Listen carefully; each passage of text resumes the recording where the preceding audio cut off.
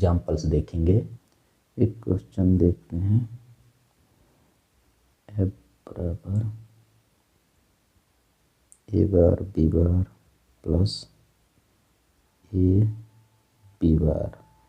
ये क्वेश्चन इस तरीके से भी दिया जा सकता है। ये मिन टर्म्स जो है 0 को प्रदर्शित कर रहा है, ये मिन टर्म्स जो है 2 को प्रदर्शित कर रहा है। तो इसको सिंप्लीफाई करने के लिए हम 2 वेरिएबल का के मैप बनाते हैं।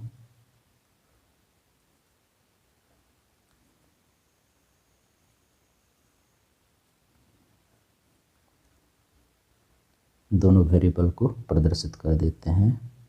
यहाँ a बार लेते हैं, यहाँ a लेते हैं, यहाँ b बार लेते हैं, यहाँ b लेते हैं।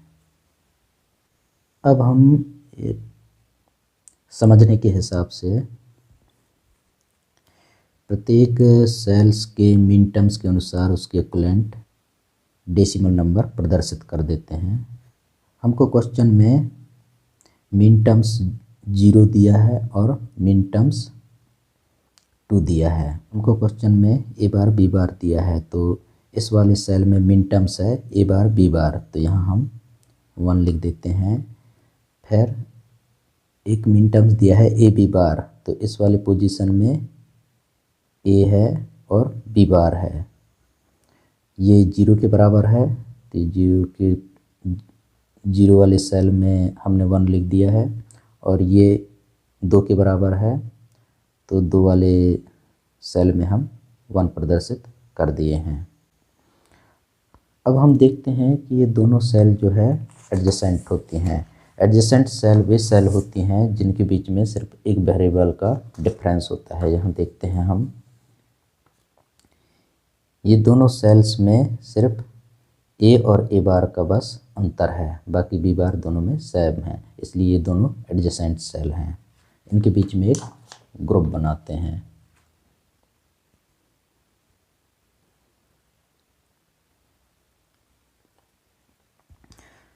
ग्रुप बना के जो है हम कॉमन निकालते हैं। इस तरफ से देखते हैं रो तरफ से, तो ये वेरिएबल कॉमन नहीं है रो तरफ से, तो हम कॉलम तरफ से देखते हैं। कॉलम तरफ से जो है दोनों सेल्स में b बार कॉमन है। रो तरफ से देखने पर दोनों रो में कॉमन नहीं है, a बार और a दोनों डिफरेंट हैं। कॉलम तरफ से देखने में b बार दोनों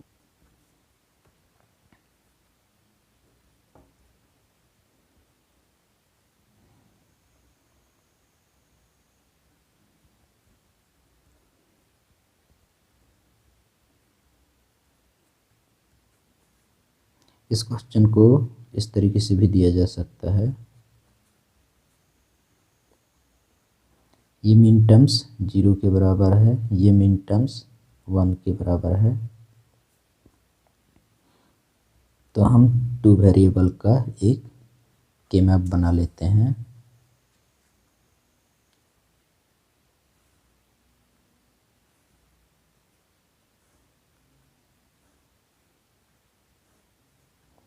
यहाँ वेरिएबल शो करते हैं, यहाँ a बार लिखते हैं, यहाँ a लिखते हैं, यहाँ b बार लिखते हैं, यहाँ b लिखते हैं। और अपने समझ के एक चीज़ ध्यान रखिएगा, ये जो 0 1 2 3 ये सिर्फ समझने तक के लिए है। इस चीज़ को आप अच्छे से याद कर लीजिएगा, इस नंबरिंग को, कि 0 1 2 3।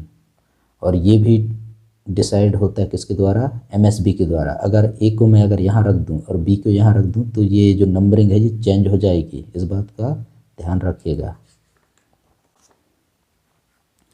यहाँ अपने समझ के हिसाब से मैं 0 1 2 3 लिख देता हूँ। यहाँ इस वाले सेल में मिन टर्म्स है a बार b बार, इस वाले सेल में है a बार b, इस वाले सेल में है a b बार, इस सेल में मिन टर्म्स है a b। एक बार फिर से इसको देख लेते हैं। इस वाले सेल में देखिएगा a बार है b बार है, इस वाले सेल में a बार b है, इस वाले सेल में a बी बार है, इस वाले सेल में ए बी है। तो जो भी फंक्शन में जो भी मिन टर्म्स दिया हुआ है, संबंधित मिन टर्म्स के सेल में हम 1 लिख देते हैं। तो यहाँ ए बार बी बार है और ये 0 के बराबर है, तो ए बार बी बार यहाँ 1 लिख देते हैं। इसी प्रकार ए बार बी है, तो ए बार बी इस पोजीशन में 1 लिख देते हैं, इस सेल में 1 लिख देते हैं। दोनों एडजेसेंट हैं, दोनों के बीच में सिर्फ एक वेरिएबल का डिफरेंस है। ए बार तो दोनों में है, सिर्फ डिफरेंस है बी बार और बी का। देख लेते हैं एक बार,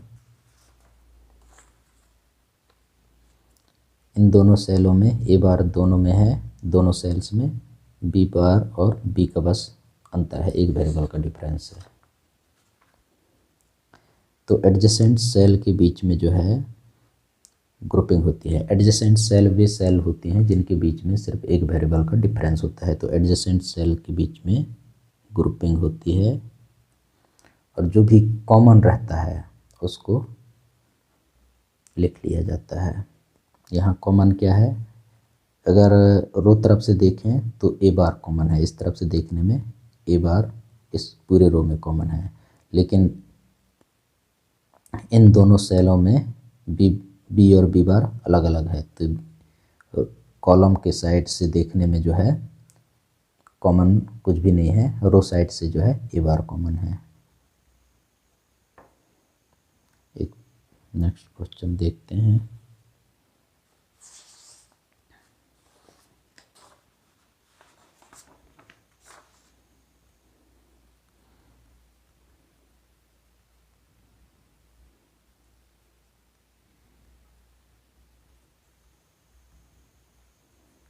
इस क्वेश्चन को इस तरीके से भी दिया जा सकता है,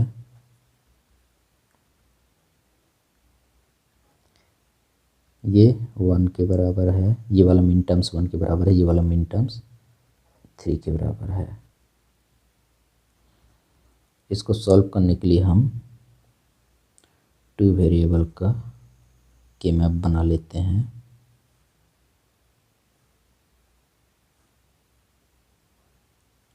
यहाँ ए बी लिख देते हैं, ए बार ए बी बार और बी। यहाँ हम अपने समझ के लिए जो है इस सेल में 0, इस सेल में 1, इस सेल में 2, इस सेल में 3 लिख देते हैं।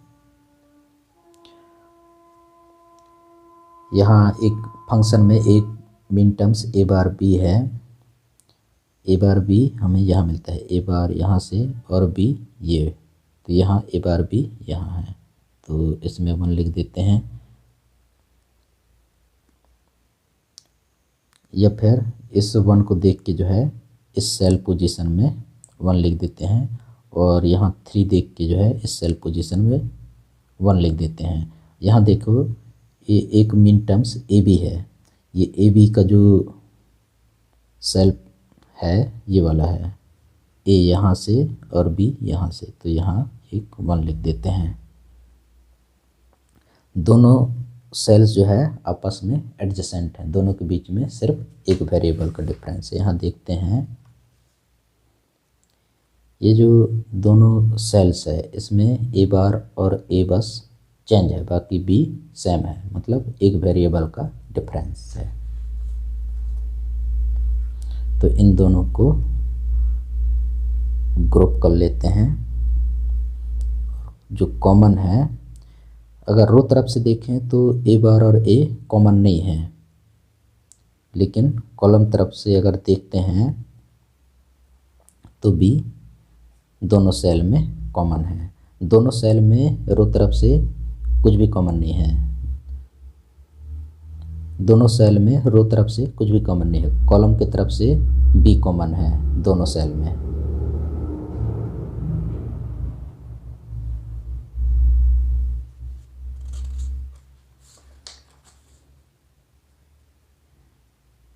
एक नेक्स्ट क्वेश्चन देखते हैं।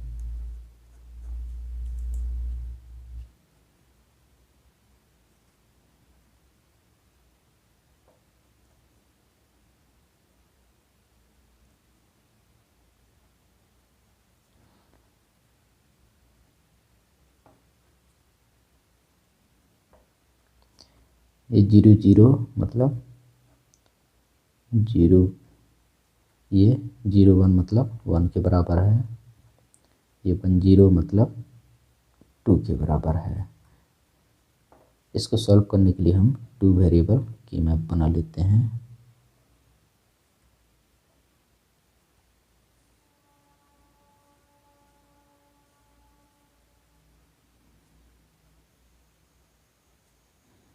यहाँ ए बार, यहाँ ए, यहाँ बी बार, यहाँ बी लिख देते हैं। अपने समझने के हिसाब से इन सेल पोजीशनों में 0 1 2 3 लिख लेते हैं।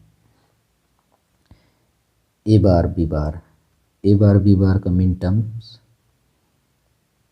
यहाँ है, यहाँ से ए बार, यहाँ से बी बार, तो इस पोजीशन में 1 लिख देंगे।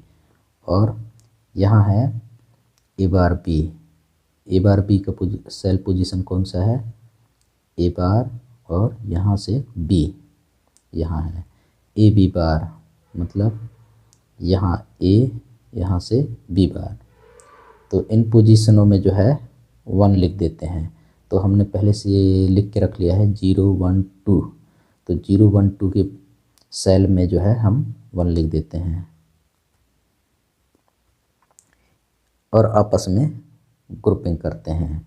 तो ग्रुपिंग करते समय एक चीज़ ध्यान रखना कि बड़ा से बड़ा ग्रुप बनाते हैं, तो 4 का तो ग्रुप बनेगा नहीं, 4 का ग्रुप नहीं बनेगा तो 2 का बनेगा। तो ये दोनों सेल आपस में एडजेसेंट हैं, और इसी के साथ ये दोनों सेल भी आपस में एडजेसेंट हैं। यहाँ देखते हैं 0 1 और 2 आपस में किस तरीके से एडजेसेंट हैं। इसमें देखते हैं कि ये वाला सेल और ये वाला सेल, इसमें एक वेरिएबल बी का बस डिफरेंस है, और इस वाले सेल में ए का डिफरेंस है।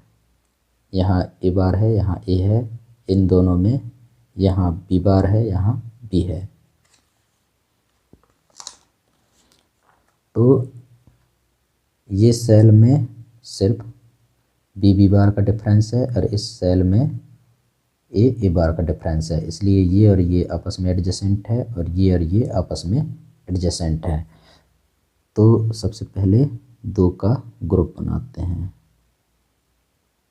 ये 2 का ग्रुप बना लिए। अब हमारे पास एक सिंगल 1 बचा, तो सिंगल 1 बचा तो ओवरलैपिंग करके हम बड़ा से बड़ा ग्रुप बनाते हैं, लेकिन कंप्लीट ओवरलैपिंग हम नहीं कर सकते।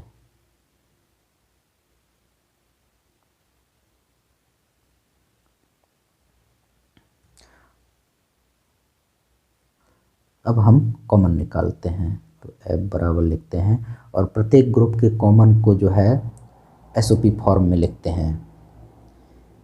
ये इन 2 सेलों से कॉमन निकालते हैं। इन 2 सेलों से अगर कॉलम की तरफ से देखा जाए, कॉलम की तरफ से बी बार है तो कॉमन कुछ भी नहीं है, लेकिन रो तरफ से ए बार कॉमन है। इसी तरीके से इन 2 सेलों के लिए जो है रो तरफ से ए बार है, परंतु ये कॉमन नहीं है। कॉलम की तरफ से बी बार इन दोनों सेल्स में है, तो इसका जो कॉमन निकलेगा प्लस करके बी बार लिख देते हैं। एक नेक्स्ट क्वेश्चन देखते हैं।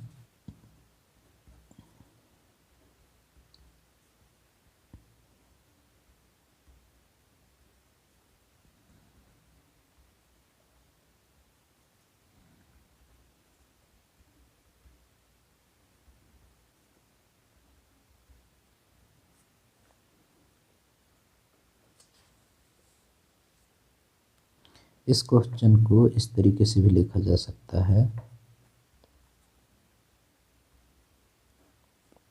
ये 0 0 0 के बराबर है, 0 1 1 के बराबर है, 1 0 2 के बराबर है, 1 1 3 के बराबर है।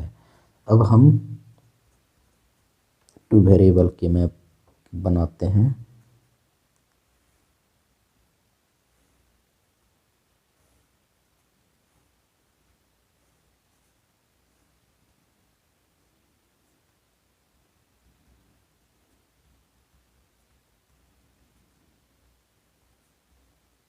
और प्रत्येक सेल को उसके मिन टर्म्स के इक्विवेलेंट डेसिमल नंबर से प्रदर्शित कर देते हैं। हमारे पास मिन टर्म्स ए बार बी बार है और यह 0 है, तो हम यहाँ इस ए बार बी बार या 0 के पोजीशन में 1 लिख देते हैं। इसी प्रकार हमारे पास मिन टर्म्स ए बार बी है, उसका इक्विवेलेंट डेसिमल 1 है, तो 1 की पोजीशन में भी 1 लिख देते हैं। और इसी प्रकार से हमारे पास मिन टर्म्स ए बी बार है, इसका इक्विवेलेंट डेसिमल नंबर 2 है, तो यहाँ 2 की पोजीशन में 1 लिख देते हैं। और एक और मिन टर्म्स ए बी है, इसका इक्विवेलेंट डेसिमल नंबर जो रहेगा 3 होगा, तो 3 की पोजीशन में भी 1 लिख देते हैं। तो चारों सेल्स जो है एडजेसेंट हैं, तो बड़ा से बड़ा ग्रुप बनाते हैं, तो यहाँ 4 का एक ग्रुप बन जाएगा। जब किसी के मैप के सभी सेल्स में 1 उपस्थित हों तो F बराबर 1 लिख देते हैं। Thank you.